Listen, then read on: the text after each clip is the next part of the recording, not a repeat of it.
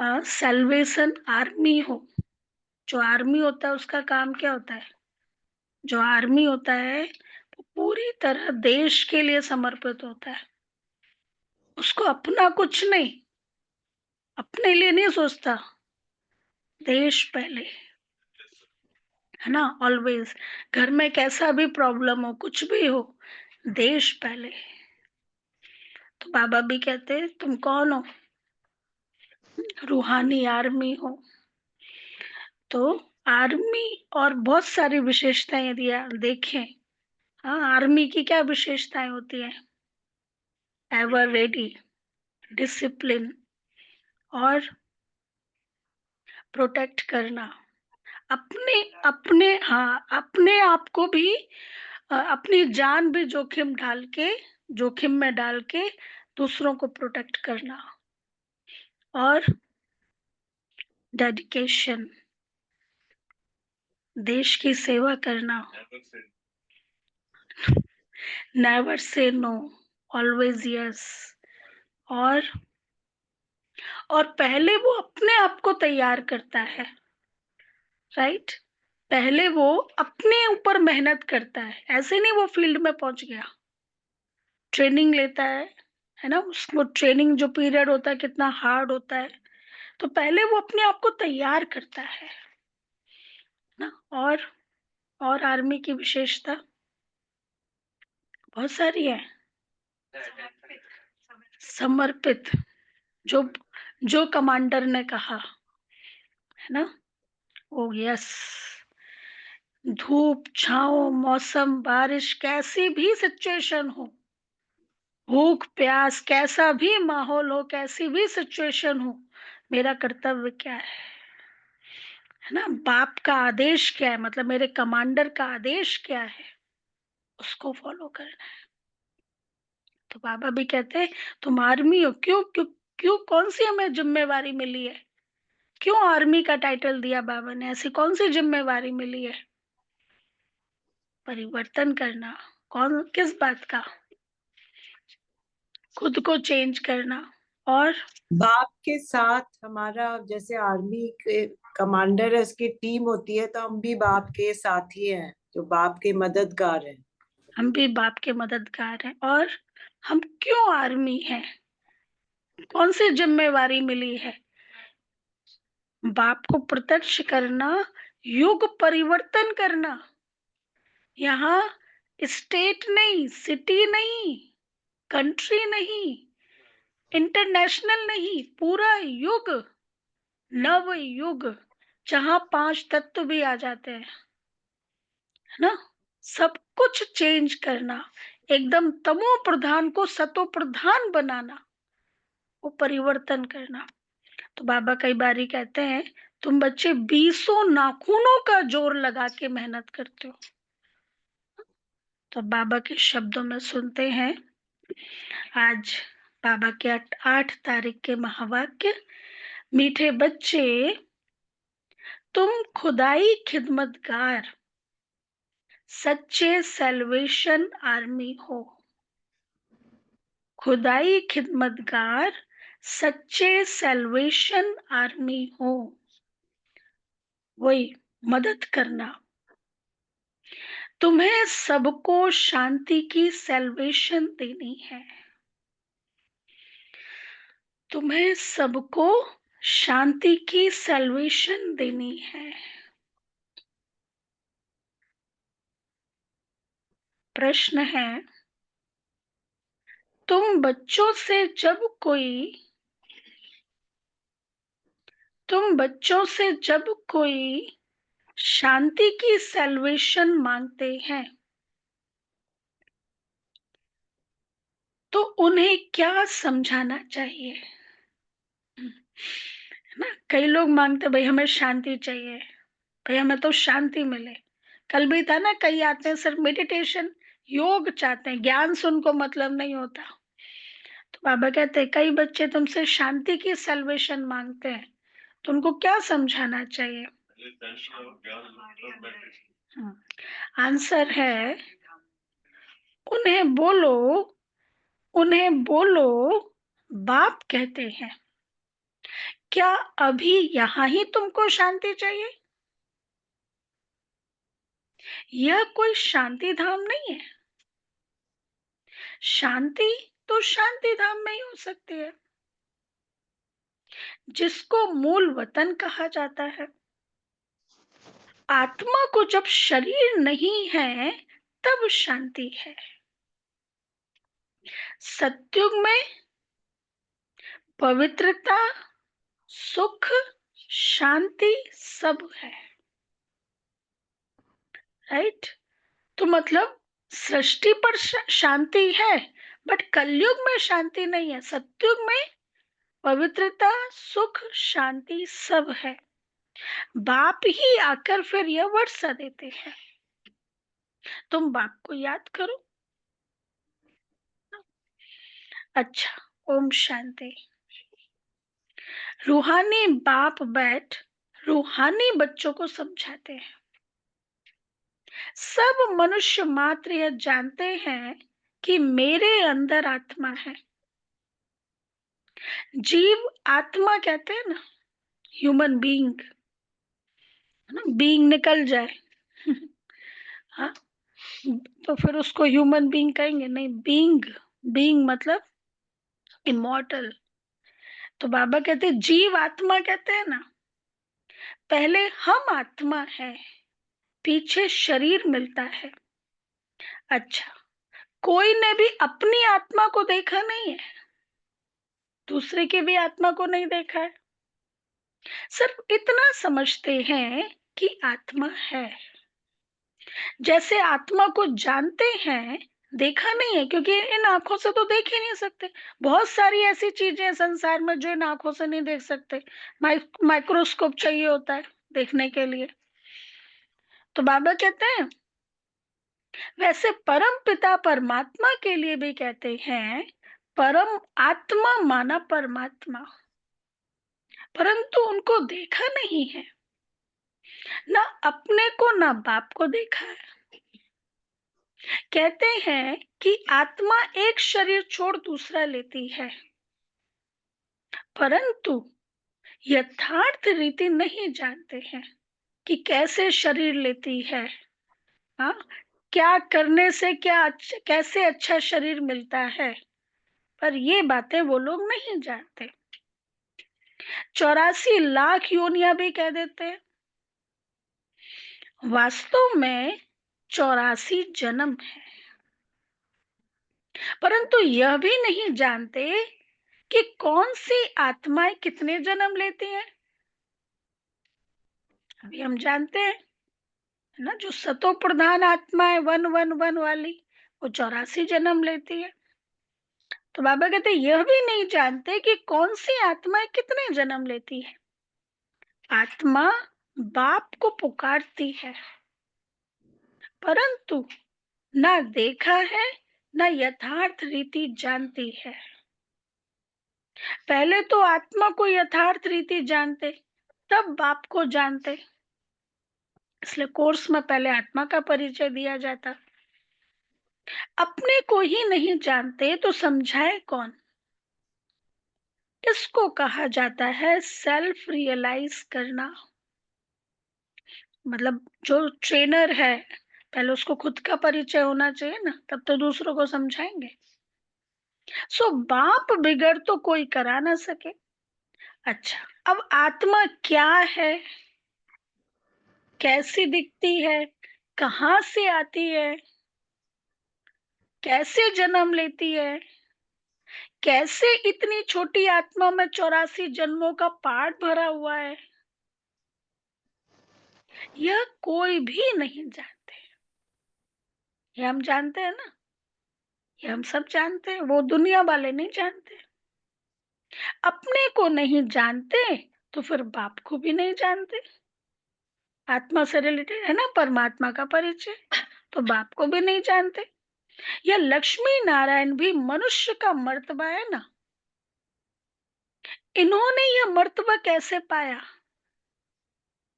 यह भी कोई नहीं जानते। बहुत सारी बातें आज बाबा बता रहे, ये वो लोग नहीं जानते, हम जानते हैं। तो यह भी नहीं जानते कि ऐसा कौन सा पुरुषार्थ किया, इसलिए भक्ति में शायद गायन है, हे राधे तूने ऐसा कौन-सा पुरुषार्थ किया? कौन-सा तप किया? तो अब हमें पता पड़ा है कि लक्ष्मी नारायण बनने के लिए ये पढ़ाई पढ़नी होती है। उन्होंने यह मर्तबा कैसे पाया या कोई भी नहीं जानते। जानना तो मनुष्य को ही चाहिए ना। कहते हैं यह वैकुंठ के मालिक थे, परंतु यह मालिकपना लिया कैसे? कॉज एंड इफेक्ट होता है ना। जो इफेक्ट दिखाई दे रहा है इसके पीछे कॉज क्या है? तो ये मालिकपना लिया कैसे, फिर कहाँ गए? कुछ भी नहीं जानते। अब तुम तो सब कुछ जानते हो, आगे तुम भी कुछ नहीं जानते थे। जैसे बच्चा पहले जानता है क्या कि बैरिस्टर क्या होता है, पढ़ते पढ़ते बैरिस्टर बन जाता है। तो ये लक्ष्मी नारायण भी पढ़ाई से बने हैं। बैरिस्ट्री, डॉक्टरी आदि सबके किताब होता है ना। और हमारी पढ़ाई सिर्फ नॉलेज पढ़ना थोड़ी ना होता है। ज्ञान, योग, धारणा, सेवा, उसको इम्प्लीमेंट करना, अनुभवी बनना। तो ये लक्ष्मी नारायण पढ़ाई से ऐसे बने हैं। इनका किताब फिर है गीता। बैरिस्ट्री, डॉक्टरी आदि सबके किताब होते हैं ना, इनका किताब फिर है गीता। वह भी किसने सुनाई, राजयोग किसने सिखाया, यह भी वो नहीं जानते। किताब है, एक सुनाई किसने, उनमें नाम बदल दिया है। शिव जयंती भी मनाते हैं, वही आकर तुमको कृष्णपुरी का मालिक बनाते हैं। श्री कृष्ण स्वर्ग का मालिक था ना, परंतु स्वर्ग को भी जानते नहीं है। बस कह दिया है कलयुग के बाद स्वर्ग आएगा, लेकिन स्वर्ग का होगा कैसे विस्तार, मतलब वो होगा कैसा, कौन वहां पे राजा होगा, किस तरह से पूरा डिनाइस्टी होगा, वो कुछ नहीं जानते। नहीं तो क्या कहते कि श्री कृष्ण ने द्वापर में गीता सुनाई, श्री कृष्ण को द्वापर में ले गए हैं, लक्ष्मी नारायण को सतयुग में ले गए हैं, और राम जी को त्रेता में ले गए हैं। अच्छा, अब उपद्रव लक्ष्मी नारायण के राज्य में नहीं दिखाते हैं। अच्छा, ये भी बताते हैं महाप्रलय के बाद समुद्र में दो पत्तों में, पीपल के पत्तों में कृष्ण का जन्म हुआ, है ना। तो एक तरह से महाप्रलय वो बताते विनाश के बाद, तो मतलब सत्युग में श्री कृष्ण होना चाहिए। तो उन्होंने लेकिन श्री कृष्ण को द्वापर में दिखा दिया है। उपद्रव लक्ष्मी नारायण के राज्य में नहीं दिखाते। श्री कृष्ण के राज्य में कंस, राम के राज्य में रावण आदि दिखाए हैं। यह किसको पता नहीं कि राधे कृष्ण ही लक्ष्मी नारायण बनते हैं। उन्होंने दुख और सुख साथ में दिखा दिया है। कहते भाई दुख सुख साथ में चला आ रहा है। अरे भाई, भगवान यदि क्रिएट करेगा, स्थापना करेगा, तो साथ में दुख भी होगा।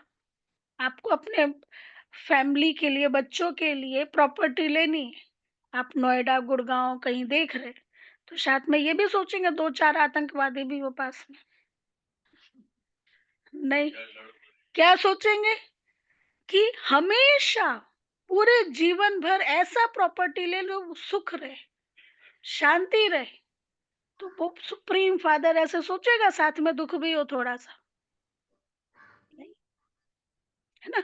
फिर कोई भी चीज पुरानी क्रिएट नहीं हो सकती, प्रोडक्ट नया ही बनता है, सुख देने के लिए ही बनता है। मकान नया बनता है, कभी भी पुराना मकान नहीं बनाया जा सकता।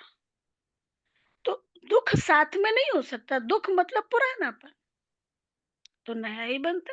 तो सृष्टि नई 2500 होती है, तो बाबा उसको स्पष्ट कर रहे हैं।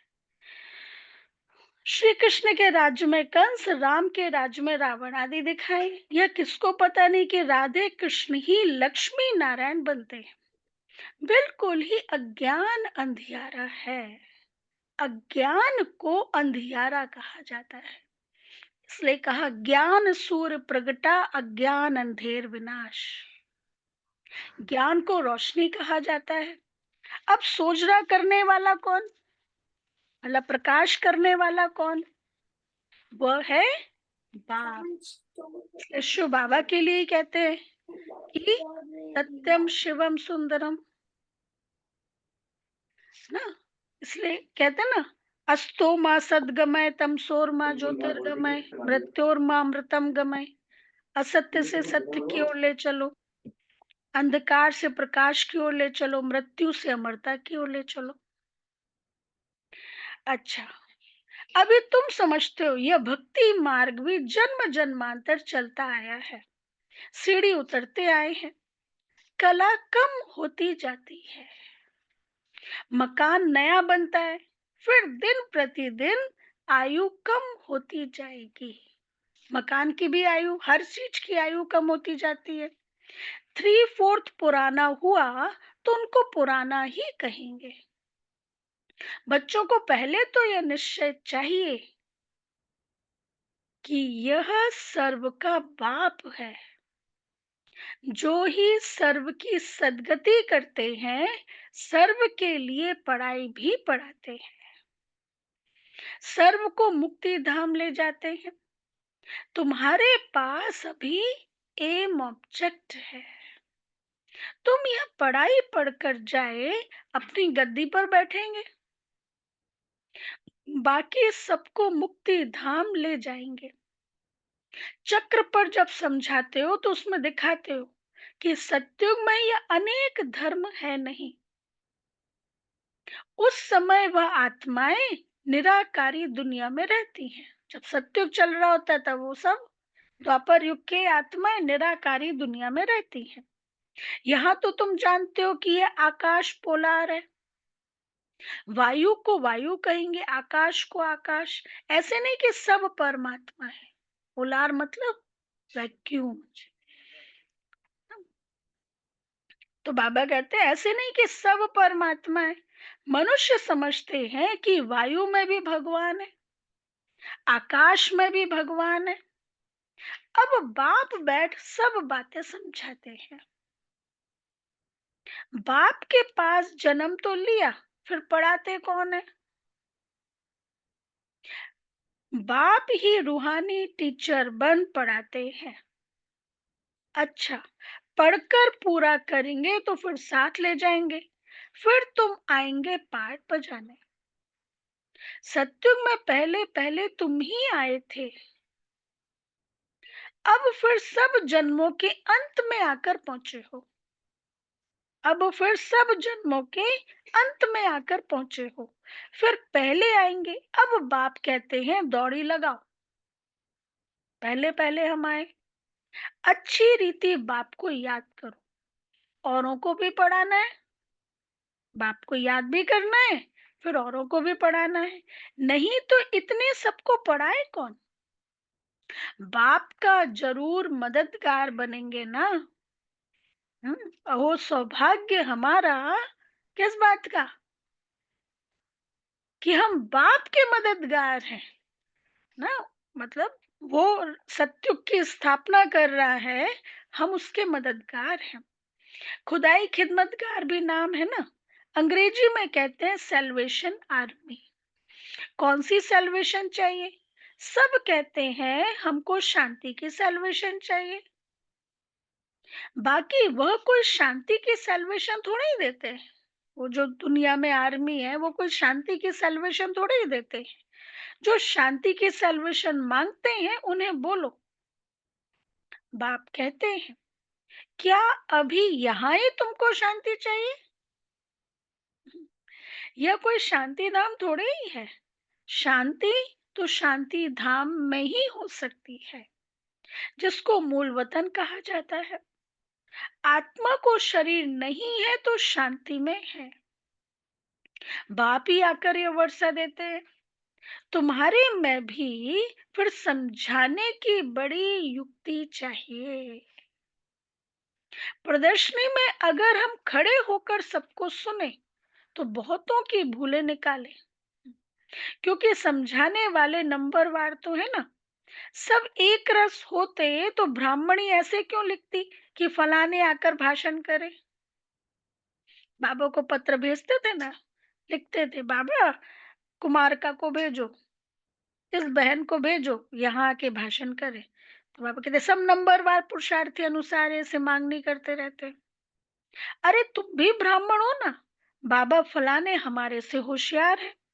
होशियार से ही मनुष्य दर्जा, होशियारी से ही मनुष्य दर्जा पाते हैं ना, स्टेटस होशियारी से ही मिलता है ना। जो जितना होशियार होता, होशियार मतलब बुद्धि ना, बुद्धि जितनी पवित्र है, यहाँ मुख्य है पवित्रता। नंबरवार तो है ना, जब इम्तिहान की रिजल्ट निकलेगी तो फिर तुमको आपे ही साक्षात्कार होगा, फिर समझेंगे हम तो श्रीमत पर नहीं चलते। ये कल जो मुरली बताई थी ना 18 जनवरी 1980, उसमें ये पूरा पॉइंट है। जब लास्ट समय अपने आप मतलब वो रिजल्ट अब सबको अनाउंस हो जाएगी, पता पड़ जाएगा किसको कौन सा पद मिलने वाला है, 108 में कौन आने वाले हैं। वो सारा इस मुरली में बाबा ने डिटेल किया है। तो बाबा कहते हैं फिर तुमको आपे ही साक्षात्कार होगा, फिर समझेंगे हम तो श्रीमत पर नहीं चलते। बाप कहते हैं बच्चे कोई भी विक्रम मत करो। हाँ, अभी तो पूर्व जन्म के विकर्म विनाश करने का समय है, और विकर्म करेंगे तो क्या होगा? कब विनाश करेंगे? तो बाबा कहते हैं कोई भी विकर्म मत करो, देहधारी से लागत नहीं रखो। यह तो 5 तत्वों का बना हुआ शरीर है ना, 5 तत्वों की थोड़ी ही पूजा करनी है, वह याद करना है। 5 तत्वों को याद करना मतलब भूत को याद करना। फिर भूत को याद करेंगे तो माया भूत आती है। भल इन आंखों से देखो, परंतु याद बाप को करना है। आत्मा को अब नॉलेज मिली है, अब हमको घर जाना है, फिर वैकुंठ में आएंगे। आत्मा को समझ सकते हैं लेकिन देख नहीं सकते, वैसे यह भी समझ सकते हैं। हाँ, दिव्य दृष्टि से अपना घर व स्वर्ग देख सकते हैं। बाप कहते हैं बच्चे मन मना भव मध्याजी भव, माना बाप को और विष्णुपुरी को याद करो। तुम्हारी एम ऑब्जेक्ट ही यह है, बाप को और विष्णुपुरी को याद करना। बच्चे जानते हैं हमको अभी स्वर्ग में जाना है, बाकी सबको मुक्ति में जाना है। सब तो सत्युग में आ नहीं सकते, तुम्हारा है डिटीज्म। यही अंतर है ना हमारी ऑर्गेनाइजेशन और अदर्स में। हमारा लक्ष्य क्या है? देवी देवता बनना, सत्युग में जाना। और उनका लक्ष्य क्या है? शांति, है ना। हमारा मेन प्रोडक्ट क्या है? ट्रांसफॉर्मेशन। उनका मेन प्रोडक्ट क्या है?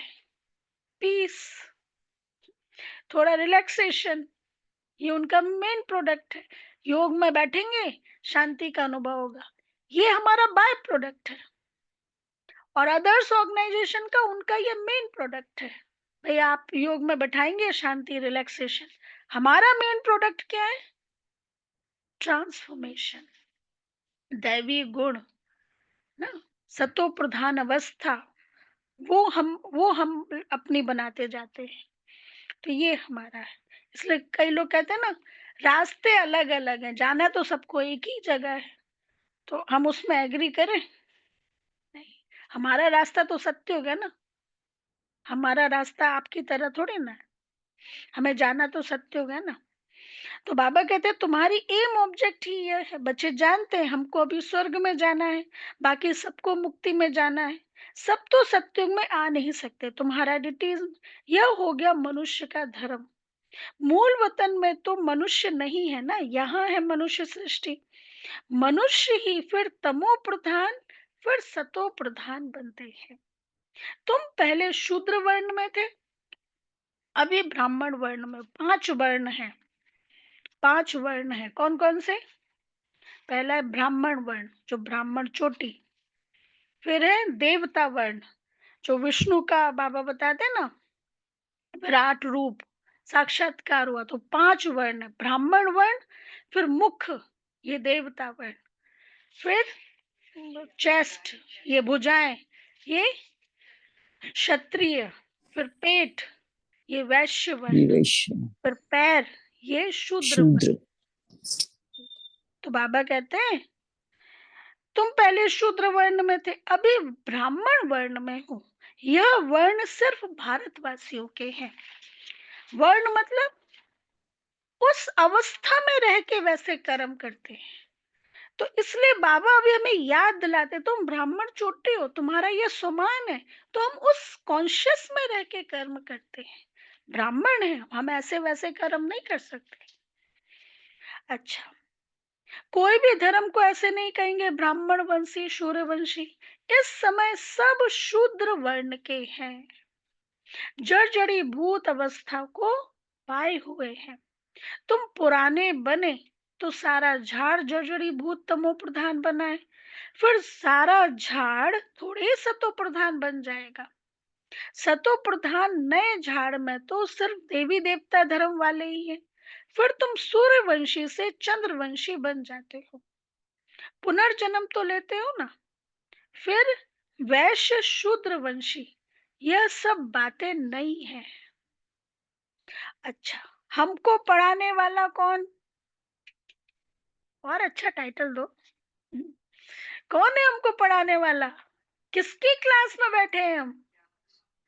ज्ञान सूर्य। और बताओ, supreme almighty teacher, authority, supreme teacher, सर्वज्ञाता, हाँ, सुप्रीम टीचर, पालनहार। हमको सुप्रीम टीचर। पढ़ाने वाला ज्ञान का सागर, सोर्स, वो हमको पढ़ा रहा है। वही पतित पावन सर्व का सदगति दाता है।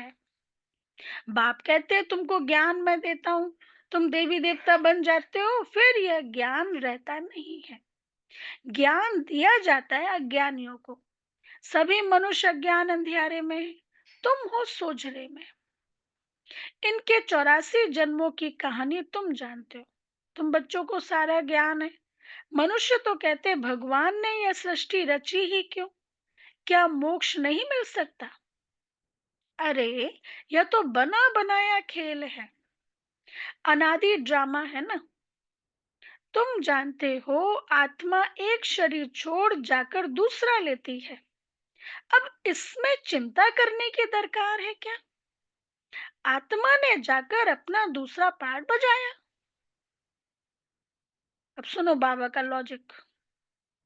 रोए तब जब वापस चीज मिलनी हो। तो रोते क्यों? जब कोई चीज वापस मिलनी नहीं तो रोते क्यों? रोए तब जब वापस चीज मिलनी हो। वापस तो आती नहीं, फिर रोने से क्या फायदा? अभी तुम सबको क्या बनना है? रोने से कनेक्टेड। और रोते कब है? रोते कब है? अभी तुम सबको मोह जीत बनना है। अभी नहीं, हम विधवा थोड़े ना बनना है। बाबा कहते, हाँ, हाँ, कोई रोता था, बाबा कहते तुम विधवा हो क्या? बाबा सीधा बोल देते। तो बाबा कहते अभी तुम सबको मोह जीत बनना है। कब्रिस्तान से मोह क्या रखना है? इसमें तो दुख ही दुख है। आज बच्चा है, कल बच्चा भी ऐसा बन जाता, तो जो बाप की पाग उतारने में भी देरी ना करे। पाग मीन्स इज्जत। हाँ, बाप से भी, पागल पगड़ी, इज्जत, बाप से भी लड़ पड़ते हैं। इसको कहा ही जाता है निधन की दुनिया। कोई ताकत नहीं है इसमें। कोई धनी धोनी है नहीं जो शिक्षा दे। बाप जब ऐसी हालत देखते हैं तो धड़ का बनाने आते हैं। बाप ही आकर सबको धड़ का बनाते हैं, मतलब पावरफुल, हर रीति से सक्षम। धनी आकर सब झगड़े मिटा देते हैं। सत्युग में कोई झगड़ा होता नहीं, सारी दुनिया के झगड़े मिटा देते, फिर जय जयकार हो जाती है। यहाँ मेजॉरिटी माताओं की है। दासी भी इनको समझते हैं। हथियाला बांधते समय कहते हैं तुम्हारा पति ही ईश्वर गुरु आदि सब कुछ है। पहले मिस्टर फिर मिसेज। अब ये भक्ति मार्ग का, इसलिए कह दिया ना, ढोल गवार पशु नारी ये सब ताड़न के अधिकारी। कितना शास्त्रों में कहा। अब बाप आकर माताओं को आगे रखते हैं। नहीं, कोर्स करने वाले जब ये हिस्ट्री सुनते हैं ना, तो इसी से ही वो उनको लगने लगता है ऐसा क्यों। तो बाप आकर माताओं को आगे रखते हैं। तुम्हारे ऊपर कोई जीत पा ना सके, तुमको बाप सब कायदे सिखला रहे हैं, है ना। अभी लॉफुल बाबा हमें बन, क्योंकि राज्य करना है ना, 2500 साल तो करना ही है, द्वापर युग में भी राजा है। तो अभी बाबा तुमको सब लॉ सिखला रहे हैं। मोहजीत राजा की एक कथा है, वह सब बनाई हुई कहानियां हैं। सत्युग में तो अकाले मृत्यु होती ही नहीं, समय पर एक शरीर छोड़ दूसरा ले लेते हैं, साक्षात्कार होता है। अब यह शरीर बूढ़ा हुआ है, फिर नया लेना है। छोटा बच्चा जाकर बनना है, साक्षात्कार होता है सत्युग में। खुशी से शरीर छोड़ देते हैं, कोई मोह नहीं होता, ना अपने छोड़ने पे ना दूसरे के छोड़ने पे।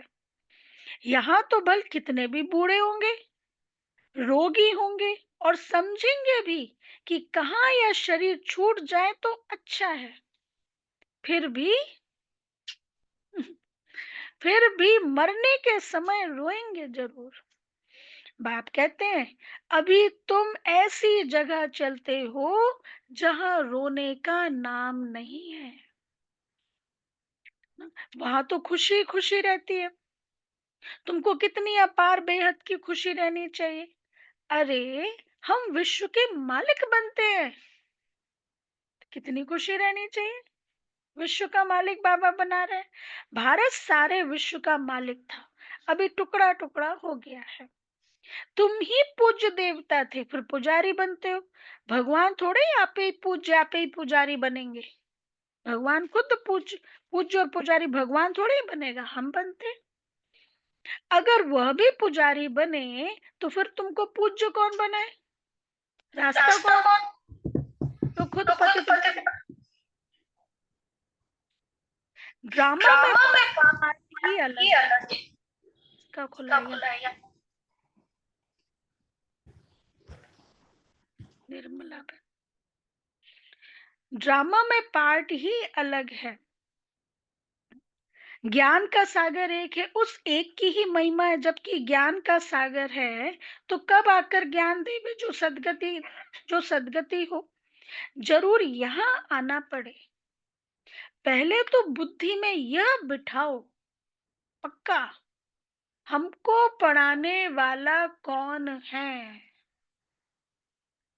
कोई मनुष्य नहीं है, किसी मनुष्य की क्लास में नहीं बैठे हैं, उसकी टीचिंग नहीं फॉलो कर रहे। सुप्रीम जो रचयिता है। त्रिमूर्ति गोला और झाड़, यह है मुख्य चित्र। त्रिमूर्ति गोला सृष्टि चक्र और झाड़ कल्प वृक्ष, यह है मुख्य चित्र। झाड़ को देखने से झट समझ जाएंगे हम तो फलाने धर्म के हैं, हम सत्युग में आ नहीं सकते। यह चक्र तो बहुत बड़ा होना चाहिए, लिखत भी पूरी हो। बाबा हमेशा टेंशन खिंचवाते हैं, चक्र बहुत बड़ा होना चाहिए। शिव बाबा ब्रह्मा द्वारा देवता धर्म यानी नई दुनिया की स्थापना कर रहे हैं। शंकर द्वारा पुरानी दुनिया का विनाश, फिर विष्णु द्वारा नई नई दुनिया की पालना कराते हैं। यह सिद्ध हो जाए। ब्रह्मा सो विष्णु, विष्णु सो ब्रह्मा, दोनों का कनेक्शन है ना। ब्रह्मा सो विष्णु, विष्णु सो ब्रह्मा। यदि देखें तो विष्णु फर्स्ट जन्म और ब्रह्मा 84वां जन्म। और वो उस चित्र में क्या दिखाते हैं, वो कॉर्ड होती है, जुड़ी रहती है। तो मतलब सेल्फ ब्रह्मा ही विष्णु। तो बाबा कहते हैं दोनों का कनेक्शन है ना। ब्रह्मा, हाँ ये भी बात है। ब्रह्मा को नारायण क्यों नहीं कहा सत्युग में, क्योंकि विष्णु के साथ तो नहीं, विष्णु के साथ, हाँ, ये भी अब ये चिंतन करने का विषय, मैंने भी नहीं सोचा। विष्णु के साथ तो लक्ष्मी नारायण दोनों जुड़े हुए हैं ना, कपल। फिर यहाँ पे ये भी हो सकता है कि ब्रह्मा माँ भी बन जाता है ना। 2 पार्ट ब्रह्मा के होते हैं, माँ भी है और फाउंडर भी है, आधार भी लिया हुआ है। हाँ, वो ठीक है, आत्मा तो एक ही है ना।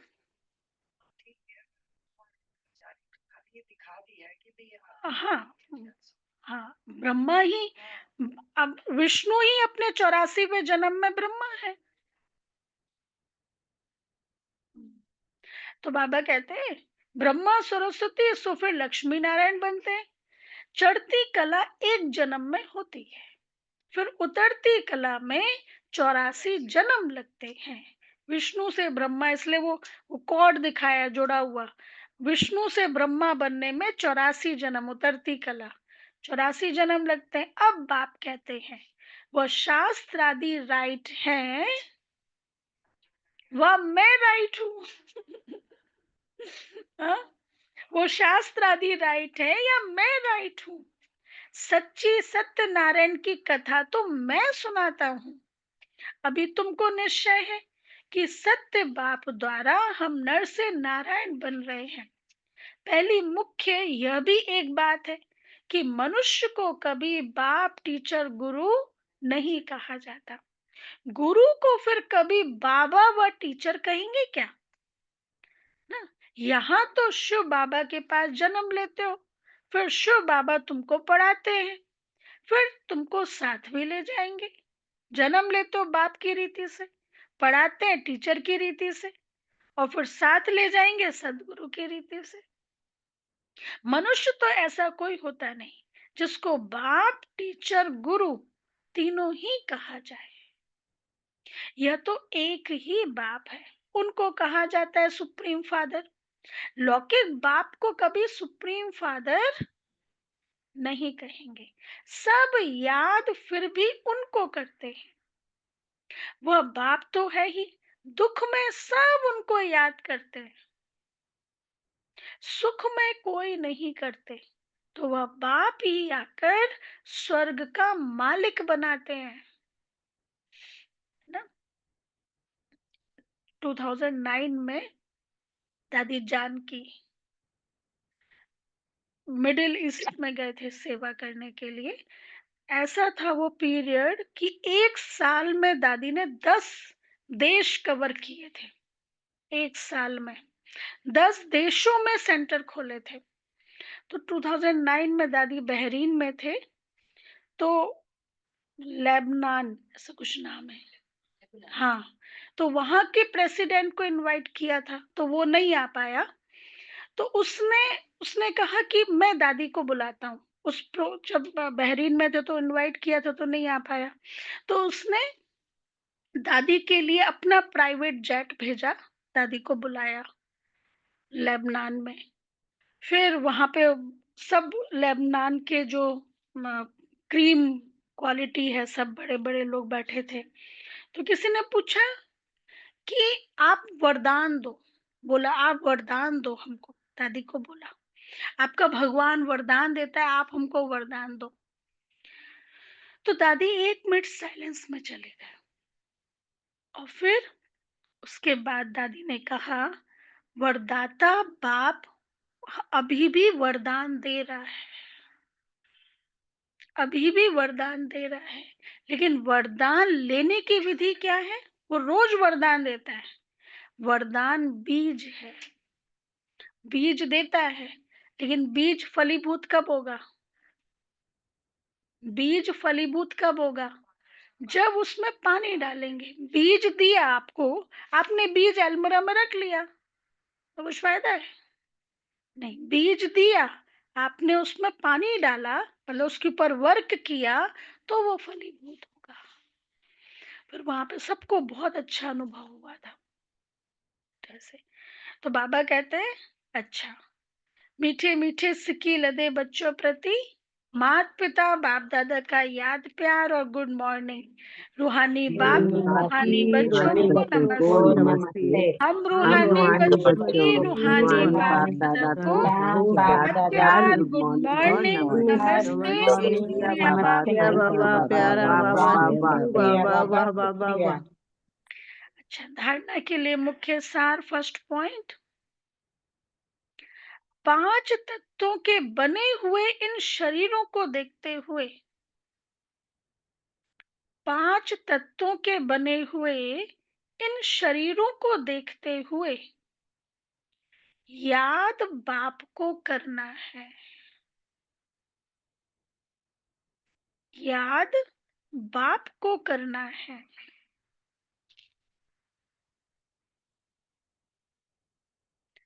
कोई भी देहधारी से लागत नहीं रखना है। लागत, लगाव नहीं रखना है। लगाव होता है, लगाव ही विकर्म कराता है ना। लगाव, झुकाव, प्रभाव। तो बाबा कहते कोई भी देहधारी से लागत, लगाव नहीं रखना है, कोई विकर्म नहीं करना है, कोई विकर्म नहीं करना है। सेकंड पॉइंट,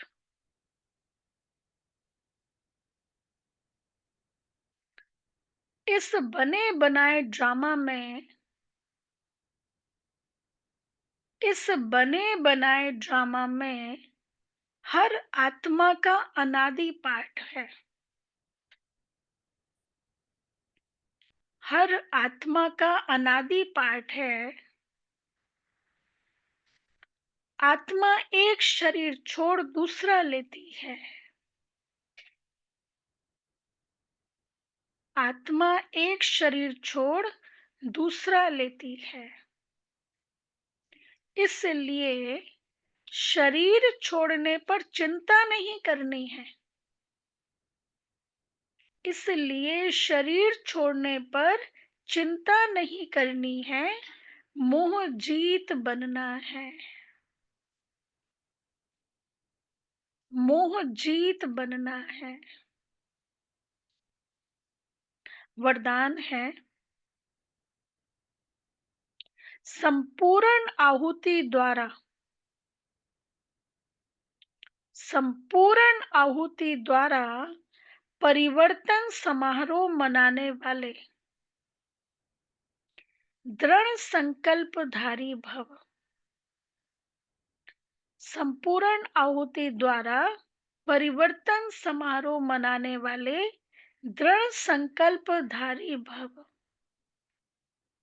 डिटेल, जैसे कहावत है, धरत परिये धर्म ना छोड़िए। तो कोई भी सरकमस्टांस आ जाए, माया के महावीर रूप सामने आ जाए, लेकिन माया के महावीर रूप सामने आ जाए, लेकिन धारणाएं ना छूटे। धारणाएं ना छूटे।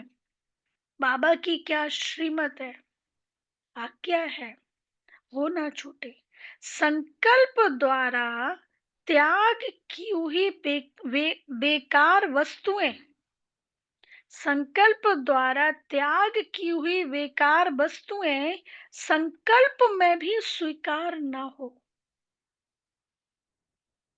सदा अपने श्रेष्ठ सम्मान, श्रेष्ठ स्मृति और श्रेष्ठ जीवन के समर्थी स्वरूप द्वारा श्रेष्ठ पाठधारी बन श्रेष्ठता का खेल करते रहो। सदा अपने श्रेष्ठ सम्मान, बाबा ने कितने ऊंचे सम्मान दिए। श्रेष्ठ स्मृति, बाबा ने स्मृति दिलाई ना, तुम क्या थे, क्या थे और अभी क्या बन गए हो, अब क्या बनना है। तो श्रेष्ठ स्मृति और श्रेष्ठ जीवन, ब्राह्मण जीवन मिला, दैवी परिवार मिला, भगवान का साथ मिला। तो श्रेष्ठ जीवन के समर्थी स्वरूप द्वारा, समर्थी मतलब कैपेबिलिटी। अभी ये तीनों चीजें याद करेंगे तो हिम्मत आ गई। समर्थी स्वरूप द्वारा श्रेष्ठ पाठधारी बन।